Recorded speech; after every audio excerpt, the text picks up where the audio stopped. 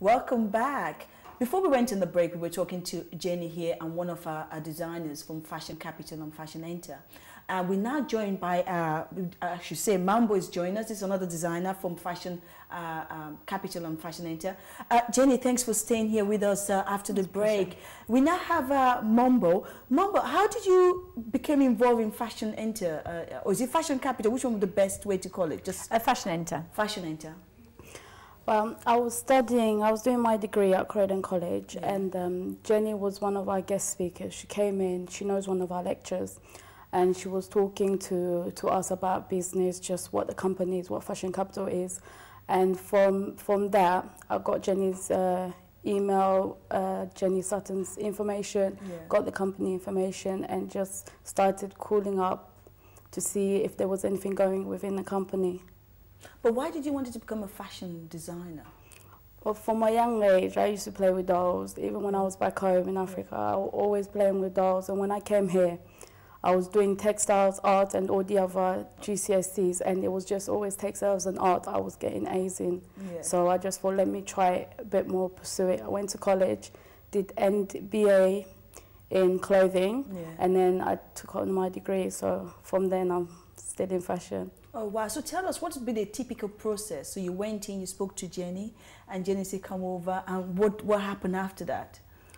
After my degree, Jenny had the shop in Barking, where it was closer to me when I was living in Dagenham. And the manager there at the time was Farida. Jenny told me, go to just work experience there, see until you find something else, just see how it goes. And I went there and did my work experience, and I got on with the manager at the time, and Jenny's encouragement, and I've been there since. And then the trip to New York came up while I was there, so I was one of the lucky designers to be picked to go to New York and meet designers from New York, see all the fabric shops. It was just great. It was a good experience. It's the first time ever that we've been able to bring over some London-based designers to the heart of the Big Apple, and this is it. This is where it's all happening. We've done 9 seasons in the UK now, and I think it has been supported a lot by the government, and it's time now to take it overseas and show the rest of the world what Britain has to offer.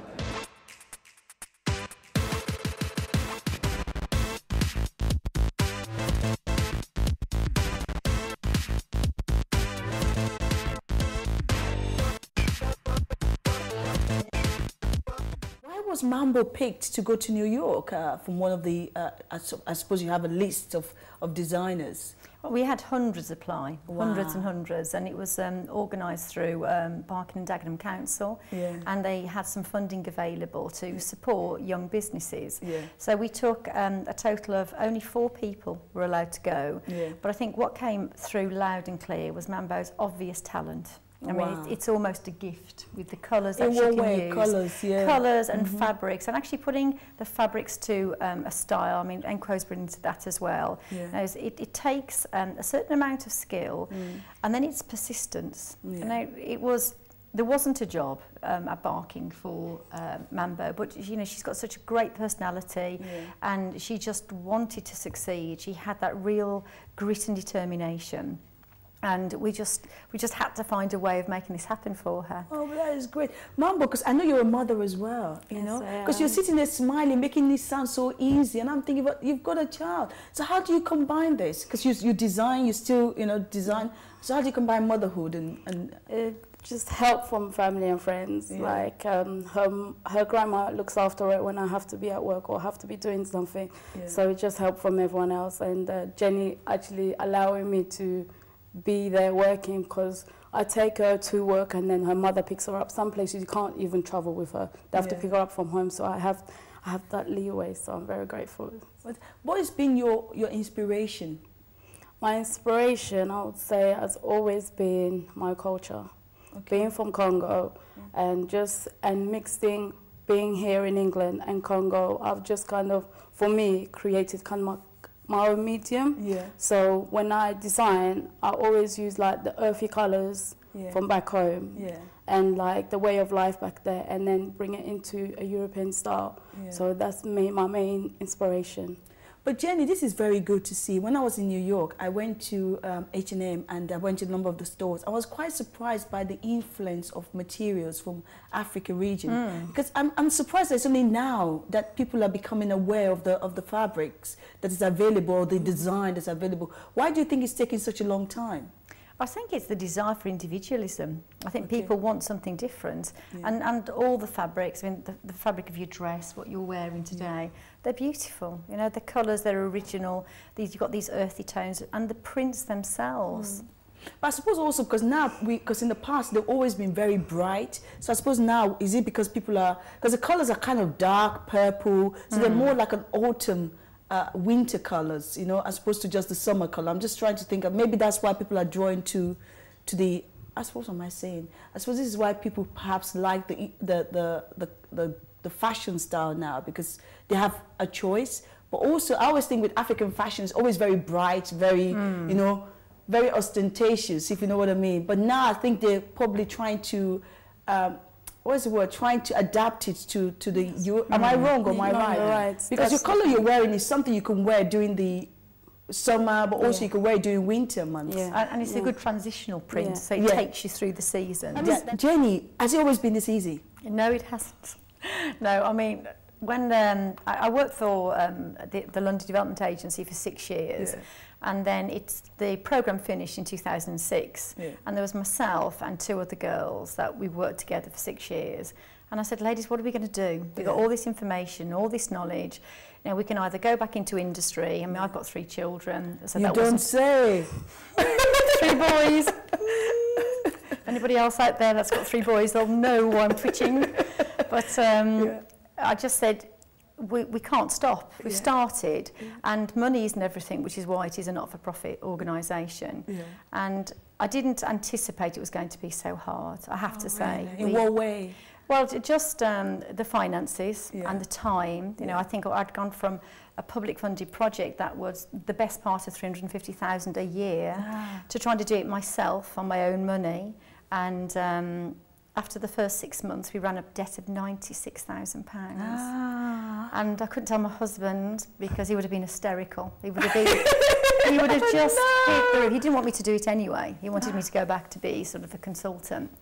And you know, when you have like a really horrendous run up to Christmas and you know, you're thinking, God, how am I going to buy the Christmas present for the children? And I thought, I'm going to give it till January, so that was January 7. And if it doesn't get better, I will go into liquidation. I couldn't cope. And then just bit by bit, it was sort of like the hand of God, or who knows, but it was the right time at the right place.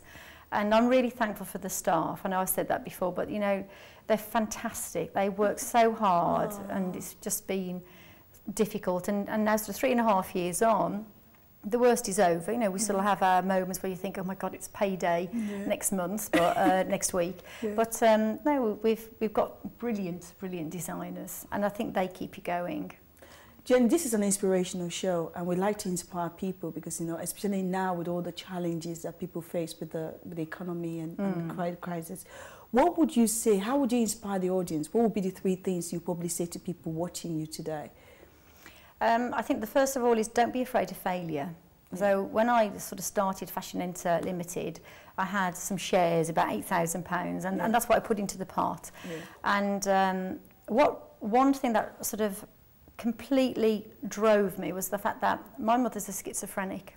So from the age of 4, my mother has had no life. So when you saw One Flew Over the Cuckoo's Nest, that was a very, very accurate film. So my mother had electrical shock treatment, she had temporary paralysis, and she's still in a home today.